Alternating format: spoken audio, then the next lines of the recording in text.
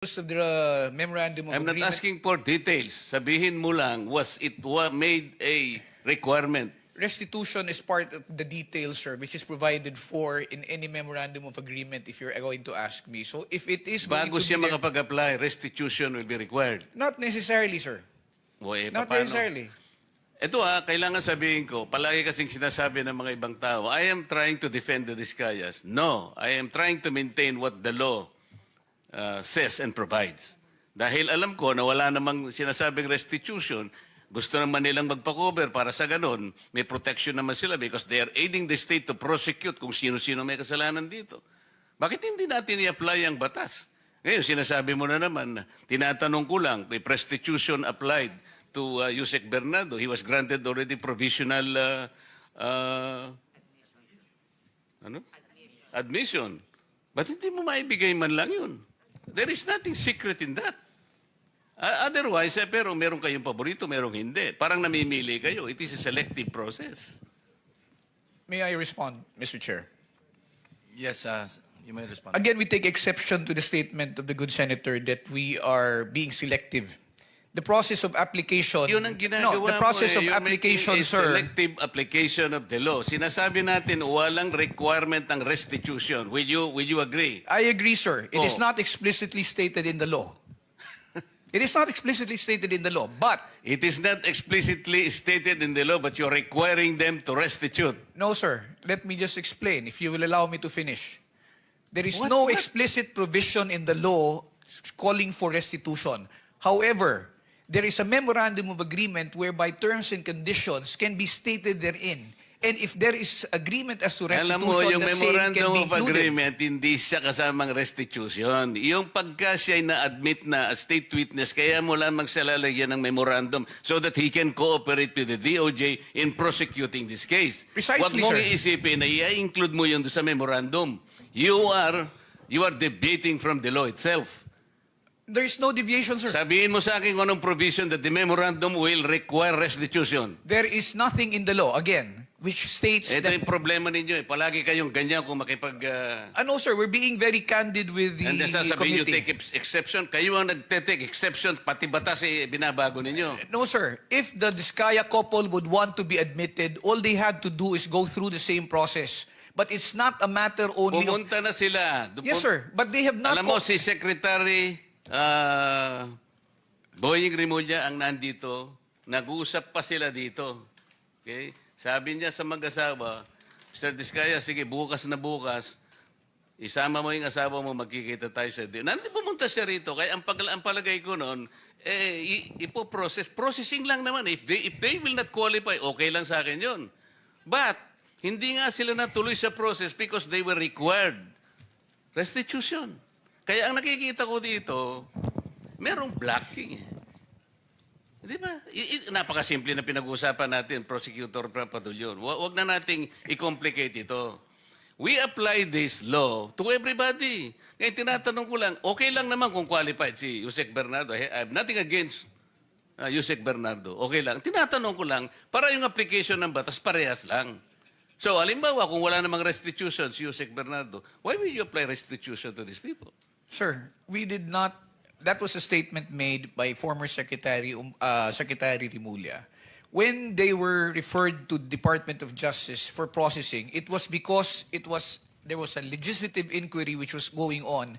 And the Discaya couple, during the time that they were testifying, stated that they wanted to be provided security and protection.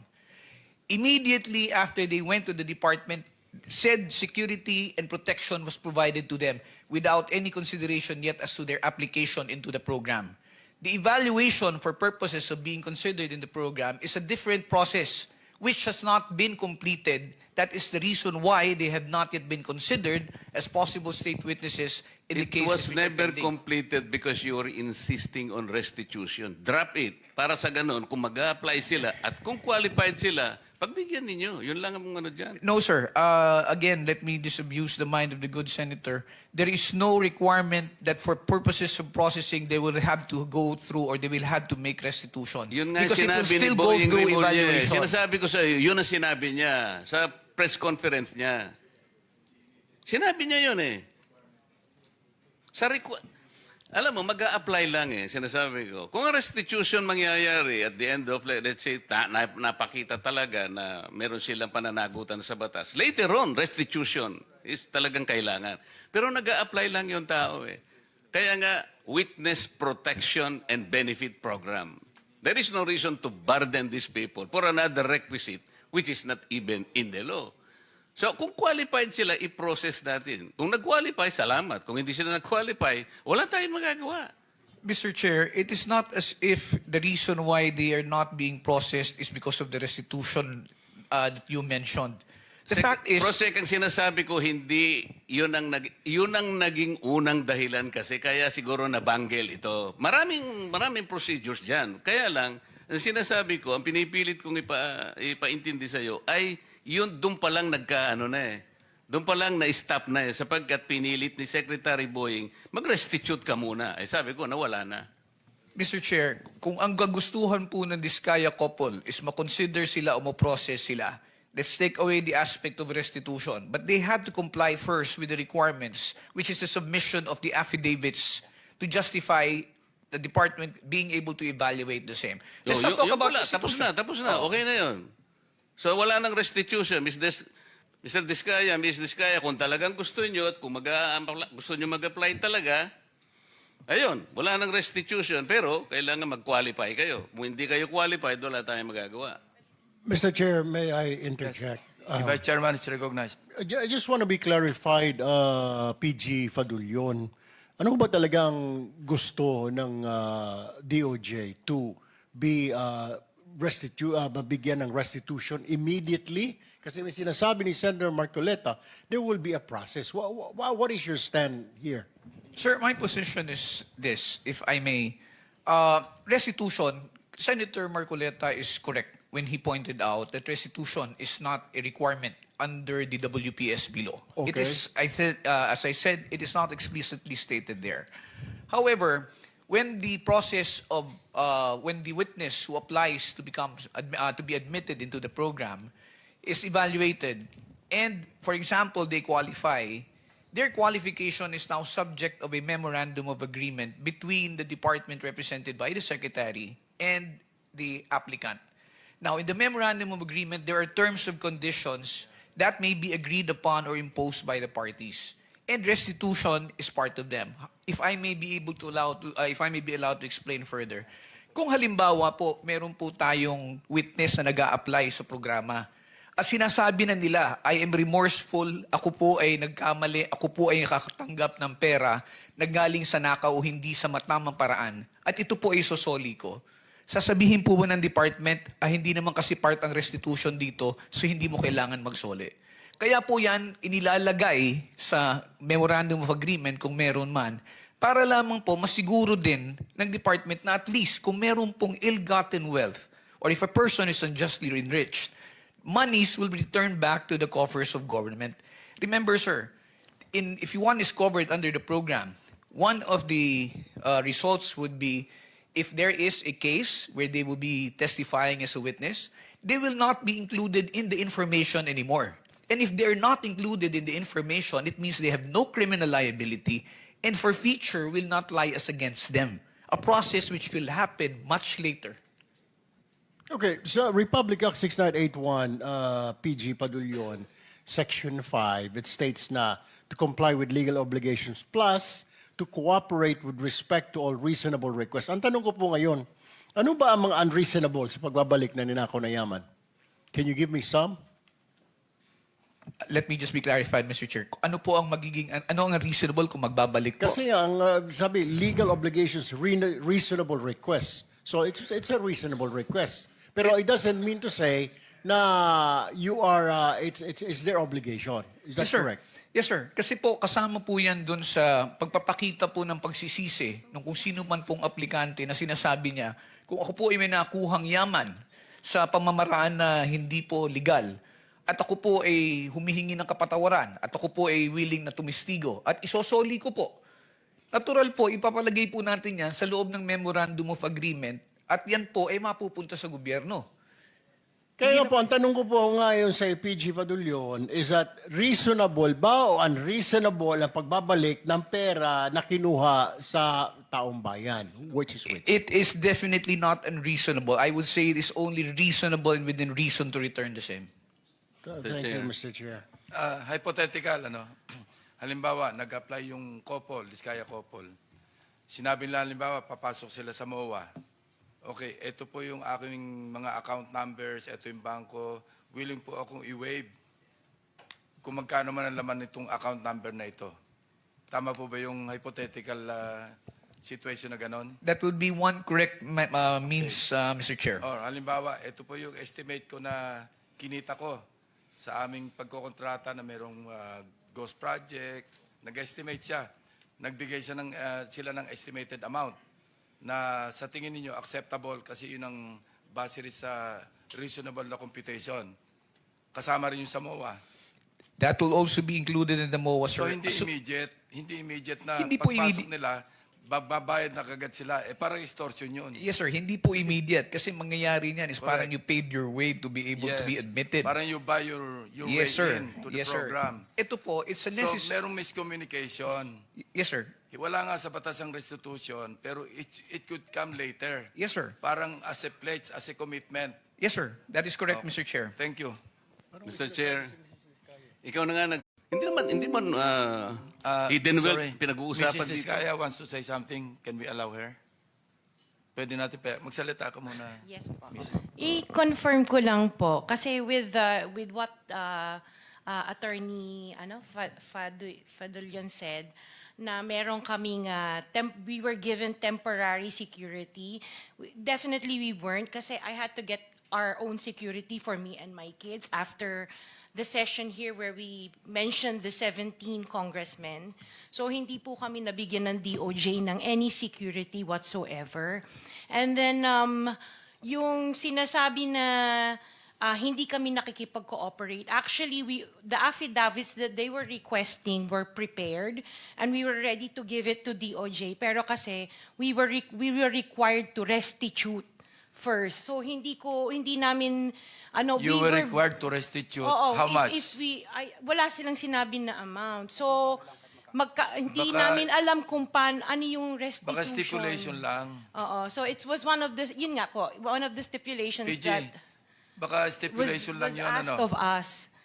Mr. Chair, I am not privy because I am not part of the ones who have been talking Yes. to and communicating Yes po, with the opo. Diskaya couple. So I will have to validate that information, Mr. Chair, as to whether or not So- restitution was made a condition. Maybe you can renew your application. Actually, hindi din Puntahan nyo kami na lang si PG Padulyon. Opo, hindi na po kami we are 100% trying to cooperate with whatever is asked of us.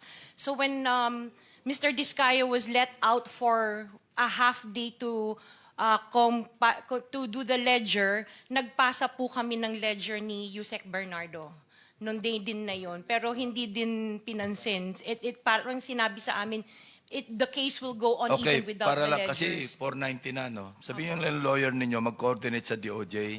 Andito yung director ng WPP. Kung makipag-ugnayan, para hindi tayo dito nagba-back and forth. Hindi tayo matatapos eh. Kasi I think there's a lot of miscommunication eh. No, iba yung interpretation, iba yung interpretation. Yes, So, Mr. Senator Chair. Rizal, Mr. you're Chair. about to... Yes, salamat Mr. Chair. Since sinabi ni Ms. Diskaya na gusto nilang mag-cooperate 100% sa mga investigasyong ito, just to make of record explicitly, bukod po sa sinabmit na nilang mga proyekto ng Alpha and Omega 2016 to 2022, iniintay pa po ng komite yung mga proyekto 2016 to 22 ng St. Gerard, St. Timothy, Amethyst Horizon, St. Matthew, Great Pacific Builders, at Elite General Contractors. Plus po, yung mga joint venture agreement projects ng mga Diskaya taong 2016 hanggang 2022 din, Mr. Chairman. Salamat po. Thank you. So, salamat Mr. Chair at siguro baka magkakaroon ng panibagong pag-asa yung mag-asawa na ito. Pero Prosec Padulyon, huwag mo nang ipipilit yung restitution na yung ilalagay mo sa memorandum. Mali yun.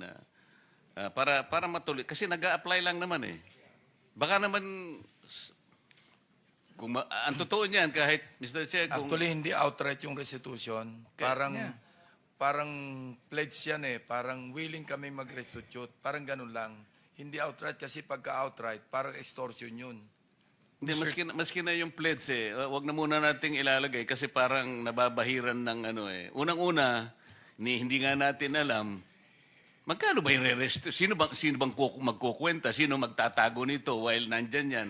Paano kung halimbawa, hindi naman na kumpleto, hindi sila nag-qualify. O kung nag-qualify man lang sila as state witness, later on, nagkaroon nga sila ng konting sablay, pwede rin naman silang i-discharge as state witness. What happens to the restitution? Kaya para wala kayong sagutin, wag nyo nang ipipilit yun, wala kasi sa batas yun. Okay. I would suggest Thank that you, the lawyer Mr. of Chair. the Diskaya couple will just coordinate with the DOJ.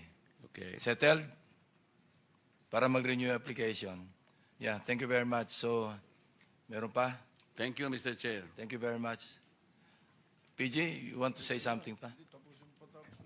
Sir, ulitin ko lang po, yung pag-admit, pagpasok ko kasi sa pag-apply sa program is voluntary. That's why we cannot coerce or force anybody who wants to be admitted. However, yung sa sinasabi lang po ni Senator Marcoleta, una-una po liliwanagin ko, hindi po ako nag-i-impose ng conditions na ilalagay sa Memorandum of Agreement. It is an agreement between the Secretary of Justice representing the WPSB and the applicant. Now, as to whether or not restitution will be included there will depend on the evaluation of whatever statements will be submitted to us. So, gusto mo talagang patagalin itong usapan na to?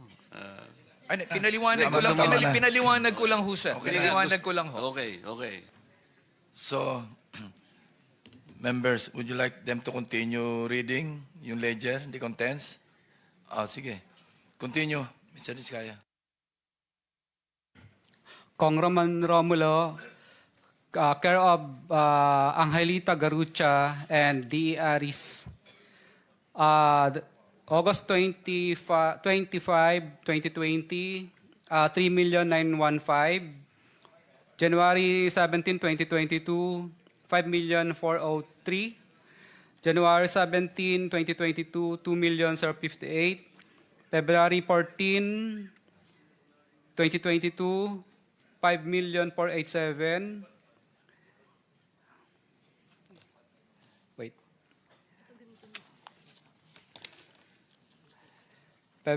April 8, 2022, 2.6 million. February 6, 2023, 2.6. February 6, 2023, 7.2. March 3, 4.8. March 25, 9.7. March 5, 21.2. March 7, 7.077. May 30, 14,152. May 30, 14,699. Okay, Mr. Diskaya, ganito lang. Isabit nyo na lang yan. Kailan kayo pwedeng bumalik para kunin ang lahat? Papayagan uli kayo ni Senate President na lumabas ng Senado. Kasi sabi ni Sergeant at Arms, marami raw. Sabi ko, sana binitbit nyo na lang lahat, kinarga nyo na lang lahat. Your Honor, Sabi kung niya raw- mabibigyan niyo po sana akong wala sa detention ko. Yun nga, hindi. Kahit Sabi ko- gabi po, gagawin ko. Okay, papayagan ka namin uli. Susulat ako kay Senate President kung kailan. Pero kunin nyo na lahat, hindi nyo pabalik-balik. Gusto mo lang yata umuwi. Totoo po, kasi namimiss ko na po yung mga anak Sige. ko at saka Anyway, yung bahay po namin. Sige, Oho. gagawa ko ng sulat sa kanya. I-arrange na lang natin. Pakisapit mo na lang Your Honor, committee. okay lang po ba? Banggitin ko na rin po yung iba pang mga pangalan na nandito Sige, na dapat babanggitin ko. Hindi ko lang po babanggitin yung mga Alright. presyo nila. Yung susunod po si Kong Marvin Rillo, Kong Dean Asistio, Kong Patrick Vargas, Kong Marivic Pilar, Kong Jojo Ang. Yun po muna partial. Mr. Chairman, just a quick intervention. Yes, Senator Win. Narinig ko kanina yung kay Congressman Romulo, may mga pangalan kang binanggit ahead. Ano Yung po? mga pangalan nun? Kay D.E. Aris po yun, tsaka si D.E. Aristotle Ramos, at tsaka si Angelita Garucha dati. Engineer yun ang ng kausap DPWH. Yun ang kausap mo, hindi si Congressman Romulo. With ano po? Ang tawag doon sa ganun? With advice po. Yes. Pero wala kang diretso mo bang kausap si Congressman Romulo o itong dalawang tao ang kausap mo? Itong dalawang tao po na ito ang kausap ko, with ano rin naman po ni Congressman yun. Paano mo alam kung with consent? Kadalasan po, hindi po kami nakakaranas ng hirap, hindi po na mutual terminate yung projects. For example, may mga projects din po kami sa First Metro na nung hindi po kami binasbasan, ay na mutual terminate lang po ang project na yun at nalipat po sa ibang mga license. Kasi mahirap po yun na merong kagaya kanina kay Yusek Bernardo na merong isang taong na may taong nasa gitna, hindi naman diretso sa kanya. Napakahirap naman na ganun yung sitwasyon dahil hindi diretso sa kanya. Observation ko lang, no, kasi base rin kanina sa nabanggit ni Mr. Bernardo. Thank you, Mr. Chairman. Mr. Chair, masingit ko lang din. So, Mr. Diskaya, may layer pa, ika nga, may tao na ito para kay congressman ganito. Pero sila ba mismo kumukuha o may tao? Tapos, naku-confirm ba na tatawagan mo yung mambabatas na, Sir, natanggap mo naman, baka mamaya, dinala lang sa bahay nung courier o nung tao? Kadalasan mo po, hindi naman po talaga harap sa kahit kaibigan mo na yung congressman, kahit na super friends na kayo, hindi naman po talaga siya harap sa'yo ng personal. Kumbaga, nagbibigay na lang po sila ng instruction. Kadalasan naman po talaga, ang inuutusan talaga nila, kung hindi yung chief of staff, DE, or kung sino pang pinagkakatiwalaan nila. So, yun po ang layers. Pero yung natanggap nila yung pera, tiwala ka na doon sa tao nila na di ba pwede makausap si Kong o may pinapirma ka ba? Ito, papirmahan mo na na-receive, etc. Bawal po yun kasi paper trail po yun. So, ibig sabihin po, wala talaga. At talagang walang... So, tiwala na lang. Yes po, mararamdaman mo lang naman po yun na talagang hindi ka binasbasan kapag pinahihirapan ka na. May pahirapan kang makakolekta, pahirapan ka sa lahat, o ano po mga klase ng bagay. Pag yan na po ang naramdaman mo, ibig sabihin, yung pera hindi nakarating. Pati sa collection siguro. Pag, Yes po, opo. collection, Sa collection mo po, mobilization mo pa lang, mahihirapan ka na. Sa next partial collection, kahit siguro tapos mo na yung project, hindi ka pa rin makakasingil kasi hindi mo pa binibigay yung obligasyon. So yun lang ang mga senyales na natanggap nung sponsor mo o nung proponent na yung binigay mo na commission niya, natanggap niya, kaya mabilis pati Opo. hanggang sa collection. Yes po, Your Honor. At minsan po, pag nagkita po kami ng politiko na yon, minsan kadalasan po, nagkakaintindihan na po kami, hindi na kami nagtatanungan, Kong, natanggap mo na ba? Hindi na po yun. Kasi, ano na po, yung parang, alam niya na. Ibig sabihin, parang hindi siya umaangal. Di okay. So senyasan na lang. Opo. Maraming salamat. Thank you, Mr. Chair. Mr. Chairman, before you suspend, just one question to Yusek Bernardo. I am in possession of some documents. Is it true that the DPWH owes the mother-in-law of Senator Grace Poe sa right-of-way? May I, Mr. President, ano po Yung DPWH, may mga utang sa mother-in-law ni Grace Poe tungkol doon sa mga right-of-way. Malaki yung halaga. Ito yung listahan nyo. Parang may naaalala po ako during that time that they were following up some right-of-way claims. Sige. Mr. So, meron Chair, talaga. but sorry po, Mr. Chair, I'm not... Hindi nga ikaw, pero yung DPWH Meron po, itself. meron po. I remember po na merong mga parang Quezon City po yata yun if I'm not mistaken. Correct. Okay, thank you. I just wanted to clear that. Mr. Chair. Senator Risa. Salamat, Chair. Isang huling tanong din bago tayo mag-suspend para sa DPWH Region 7. Sino po ba ang nandirito? Sir Villa, tama po. Kayo pong Regional Director, ano po? So, Sir, tulad ng pagtanong ko kanina sa DNR, Cebu's flood control failed just when Cebu needed it the most. Kaya yung nananatili pong tanong na itutuloy kong itanong sa inyo sa susunod na hearing, why was the JICA DPWH Flood Control Master Plan buried or drowned back in 2017? Sinong tumanggi?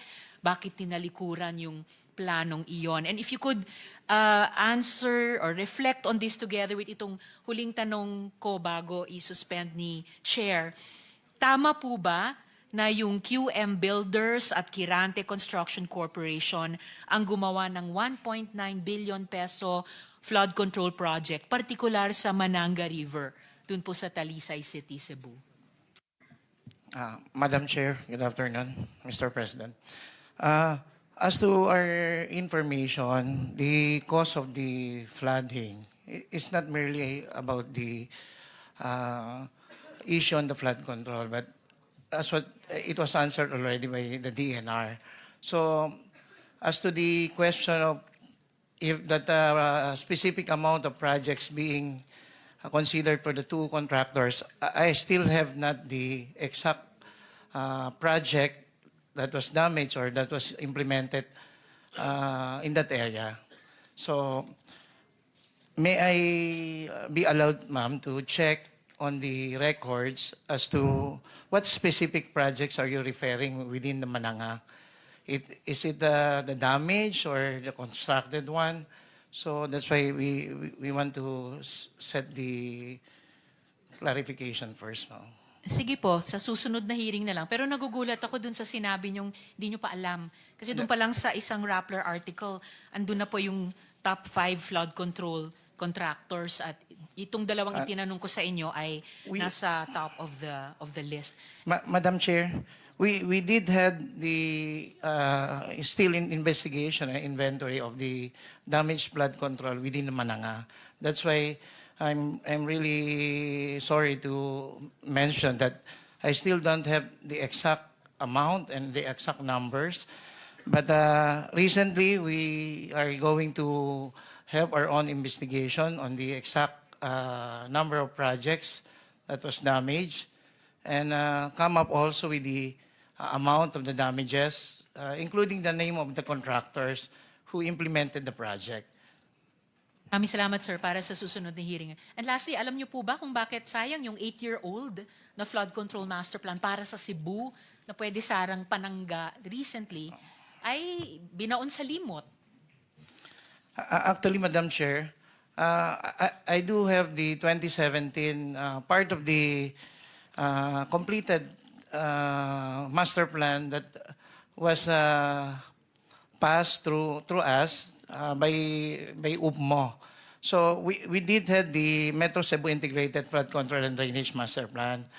A study before have recorded that based on these reports, the consideration proposal for the immediate projects to be considered as the major proposal was the revetment and the drainage mains. So the secondary proposal is the construction of dams and retentions basins. That's why we did see this master plan to check if how many projects that were included already in the master plan.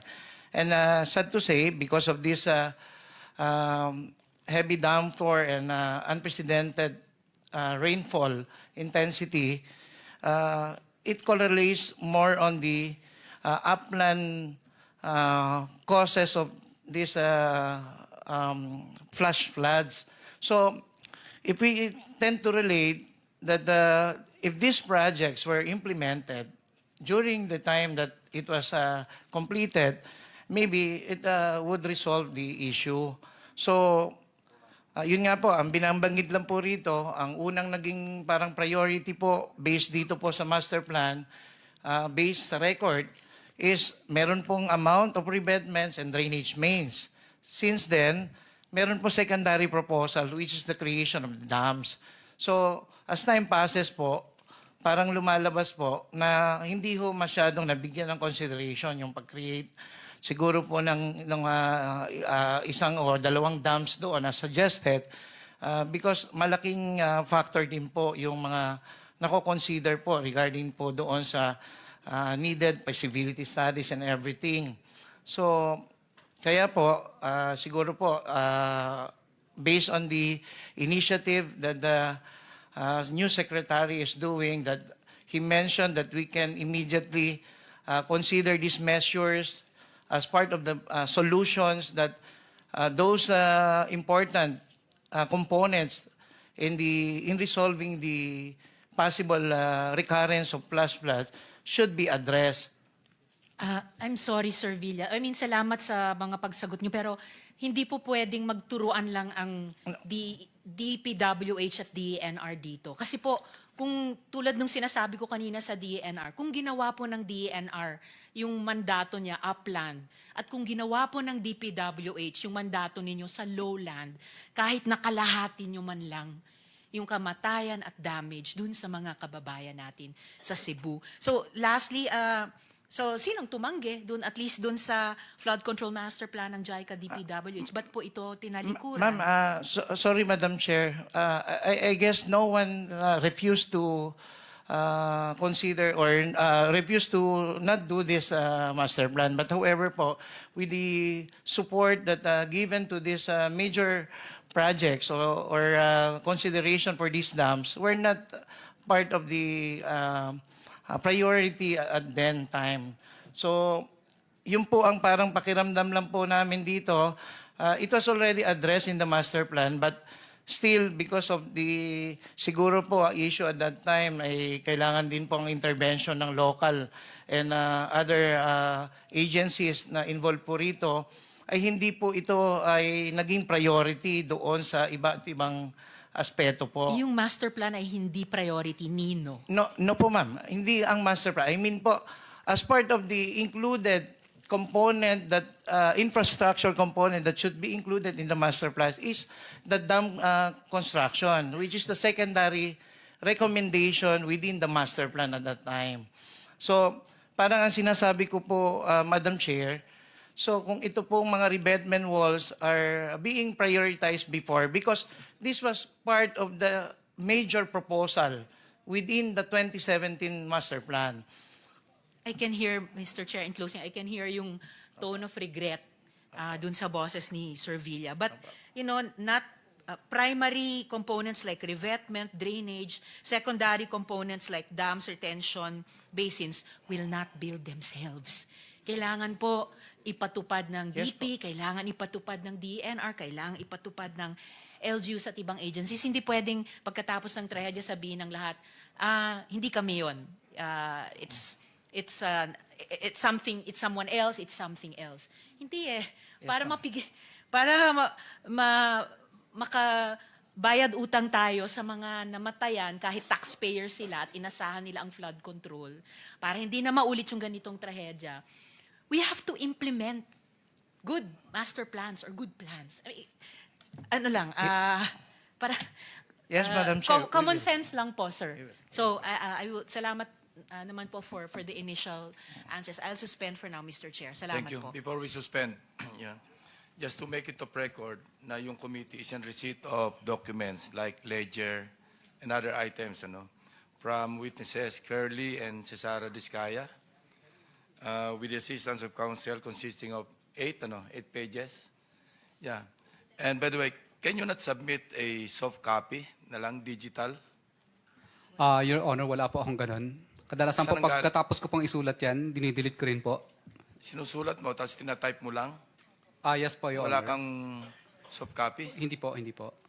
Kasi baka po mabasa ng Anyway, sige. kahit sino. Just wait for our notice kung kailan ka uli uuwi. No? Sige. Thank you very much. In the meantime, I'd like to remind again your lawyer to coordinate closely with the OJ para walang miscommunication.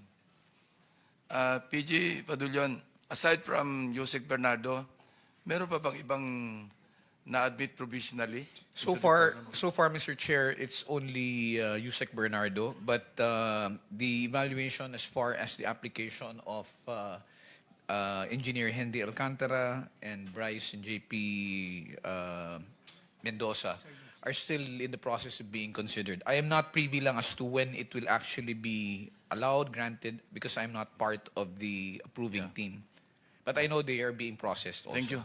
Thank you, sir. Thank you for the information. So with that, the hearing is suspended until further notice. Thank you very much and good afternoon. Happy weekend.